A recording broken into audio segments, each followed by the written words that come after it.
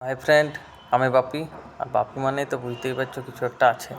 তো আজ সেরকম কিছু নাই।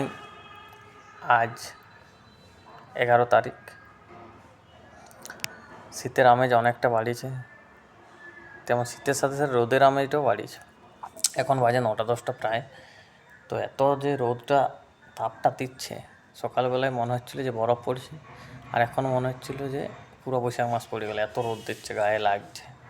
তো দুটোই ভালো, রাতে শীত, সকালে রোদ। এটা একটা জমজমাট জিনিস বটে। আর এই টাইমে দেখতেই পাচ্ছ প্রায় টুরিস্টের সময় প্রচুর মানুষ পিকনিক করছে, ফুর্তি করছে, আনন্দ করছে।